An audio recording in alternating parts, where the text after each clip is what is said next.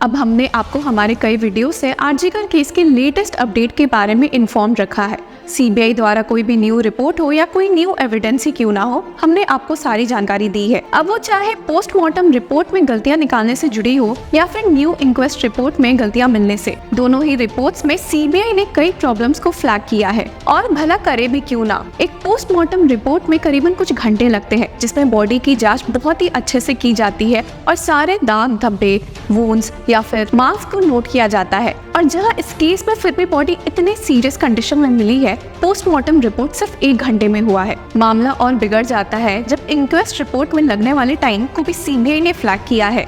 1 घंटे की जांच इस केस में तो सिर्फ 20 मिनट में हुई थी। जी हाँ, आपने सही सुना। अब आप सोच भी रहे होंगे कि भला ये इंक्वेस्ट रिपोर्ट है क्या, तो आपको बता दे आसान लैंग्वेज में कि इस रिपोर्ट में पुलिस द्वारा और मजिस्ट्रेट द्वारा फाइंडिंग्स को नोट डाउन किया जाता है उन केसेस में जहां नेचुरल डेथ नहीं हुई होती, और इस रिपोर्ट में बॉडी पर पाए गए निशान भी नोटेड डाउन होते हैं। लेकिन इस केस में ऐसा कुछ नहीं हुआ है। हालांकि जिस न्यूज की बात हम इस वीडियो में करने वाले हैं वो वेस्ट बंगाल स्टेट गवर्नमेंट और डॉक्टर्स के बीच बढ़ते झगड़े को लेकर है। और कलकत्ता हाई कोर्ट ने भी इस केस में ऐसा क्या पाया जिसने कि लोगों को चौंका दिया है, हम आगे देखेंगे। और ये भी देखेंगे कि अब जाकर इस केस में सीबीआई ने वेस्ट बंगाल स्टेट गवर्नमेंट से क्या डिमांड की है। डिमांड्स की अगर बात करें तो जूनियर डॉक्टर्स द्वारा प्रोटेस्ट को नहीं भूल सकते हैं, जिन्होंने अब कहा है कि 1 हफ्ते के बावजूद भी उनकी कई डिमांड्स अभी तक पूरी नहीं हुई है। और वापस से एक्शन में दिखते हुए जूनियर डॉक्टर्स ने कहा है कि अगर वेस्ट बंगाल सीएम ममता बनर्जी और उनकी सरकार कोई एक्शन नहीं लेती है तो ये प्रोटेस्ट वापस से काफी इंटेंस हो जाएंगे।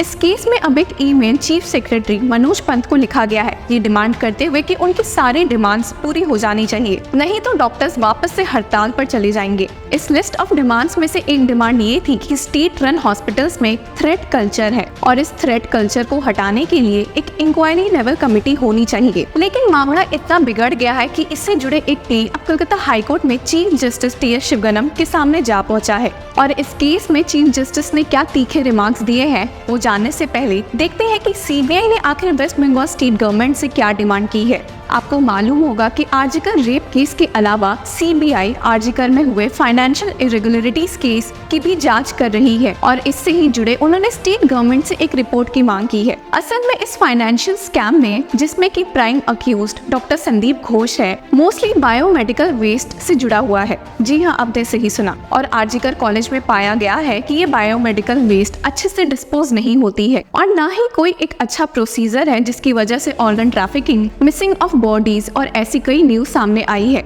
और इसी वजह से सीबीआई ने स्ट्रिक्टली वेस्ट बंगाल के स्टेट हेल्थ डिपार्टमेंट से एक रिपोर्ट की मांग की है, ये पूछते हुए कि भला उनके स्टेट में बायोमेडिकल वेस्ट के डिस्पोजल को लेकर कोई अच्छे से लॉज और रेगुलेशंस मौजूद भी है या नहीं। अब जहां सीबीआई इस मामले में स्टेट पर काफी स्ट्रिक्ट है, वहीं कलकत्ता हाईकोर्ट में चीफ जस्टिस टी एस शिवगनम ने स्टेट पर एक शक की निगाह बनाई है इन द थ्रेट कल्चर, जिसमें ब्राइबरी, करप्शन, सेक्सुअल असॉल्ट और अब्यूज ऑफ डॉक्टर्स के जैसे केसेस मौजूद है। इस केस में एक पब्लिक इंटरेस्ट लिटिगेशन की सुनवाई के दौरान ये सब एलिगेशन सुनकर चीफ जस्टिस टी एस शिवगनम काफी चौंक गए थे। हालांकि उन्होंने स्ट्रिक्टली कहा भी है कि if anyone or more are found to be correct, the matter is a very serious issue. जिसके साथ अब उन्होंने सीबीआई को भी इस केस में एक रिपोर्ट सबमिट करने को कहा है और इसके साथ ही ये केस अब 21 नवंबर के लिए लिस्टेड है। The bench also comprising justice Bivas Pattanaik directed the National Medical Commission and the West Bengal Medical Council who are respondents in the PIL to give their inputs in the matter।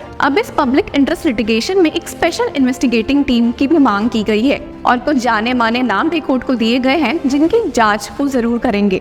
पर इन्हीं सब के साथ आरजीकर मेडिकल कॉलेज में threat culture को लेकर हालत काफी नाजुक है। अब इस थ्रेट कल्चर की जांच में आरजीकर कॉलेज में एक इंक्वायरी कमेटी बैठाई गई थी और जिन्होंने 51 डॉक्टर्स, इंटर्न्स और क्लर्क्स को समन्स भेजे थे, including senior PGT medic Ashish Pandey belonging to the Trinamool Congress Chhatra Parishad and known to have ties with Sandeep Ghosh, the former principal currently in CBI custody। और जैसे ही ये सभी लोग इंक्वायरी के बाद हॉस्पिटल से निकल रहे थे तो जूनियर डॉक्टर्स की एक भीड़ ने सबको दबोच लिया और down with threat culture and down with north Bengal lobby के नारे लगाने शुरू कर दिए। मामला इतना बिगड़ गया कि दोनों ग्रुप्स में काफी लड़ाई होने लगी और जिसके बाद CISF को स्टेप अप करना पड़ा इस लड़ाई को हटाने के लिए। देव आशीष होल्डर, जो कि one of the West Bengal junior doctors forum के लीडर है, ने कहा है कि justice for RG Kar today is not only the movement of RG Kar medical college और only junior doctors. This movement has become a general mass citizen movement. The protesting doctors feel that this movement could not have progressed without the contribution of the common people of Bengal. और वहीं एक protesting junior doctor Aniket महातो ने कहा है कि the administration is apparently pursuing a vindictive attitude even after we showed intention and flexibility to end the deadlock. Over 1 month has passed, but there is not much demonstrative evidence of the probe into our colleague's sister's rape and murder moving at the desired pace. और इन्हीं सब बातों को ध्यान में रखते हुए doctors की एक डिमांड लिस्ट पर भी नजर डाल लेते हैं. हमारा जो डिमांड्स है, पहले सीबीआई से पहले जो डिमांड है वो सीबीआई क्योंकि ट्रांसपेरेंट एंड इम्पार्शियल इन्वेस्टिगेशन के लिए, रैपिड इन्वेस्टिगेशन के लिए. दूसरी मांग हमारे है गवर्नमेंट ऑफ वेस्ट बंगाल से, क्योंकि जिस सिस्टमिक फेलियर एंड करप्शन के लिए ये घटना घटी, उसका जो जिन जिन डिपार्टमेंटल ऑफिशियल्स का इन्वॉल्वमेंट दिखा गया है, पुलिस एंड हेल्थ का, वो सभी डिपार्टमेंटल हेड को इमीडिएट रिमूव करना पड़ेगा, अपसारित करना पड़ेगा. तीसरी बात ये है जो पुलिस कमिश्नर जो है और जो डिप्टी कमिश्नर नॉर्थ और डिप्टी कमिश्नर सेंट्रल, इसका डायरेक्ट कनाइवेंस है इस घटना से, कवर अप से, एविडेंस टैम्परिंग से. सो इसको भी रिमूव करना है और पनिशमेंट देना पड़ेगा. दूसरी बात यह है कि ये गवर्नमेंट जो गलत बता रहा है, गलत संख्या बता रहा है, गलत इंफॉर्मेशन दे रहा है जूनियर डॉक्टर्स के बारे में, इसके सीजवार के कारण ये मौत हुई. कभी 20 बोल रहा है, कभी 23 बोला रहा है, कभी 24 बोला जा रहा है. इसको गवर्नमेंट को वाइट पेपर देना पड़ेगा. कितने मौत हुई, इस साल कितने मौत हुई अगस्त महीने में, पिछले साल कितने थी, उसके पहले कितने थी, तो कंपैरेटिव डेटा आना चाहिए, ये बोलना चाहते हैं. हमारा अगला जो डिमांड है कि जूनियर डॉक्टर्स लोग जो मांग रहे हैं और उनका मांग पूरा करना है. आज ही शाम को फिर तीसरी बार के लिए बुलाया गया चीफ मिनिस्टर्स का रेसिडेंस में 5 बजे. अगर वो जाए, उसका पूरा ट्रांसपेरेंसी के साथ मीटिंग होना चाहिए, लाइव स्ट्रीमिंग होना चाहिए, वीडियोग्राफी होना चाहिए कि हमारा we have past bitter experiences.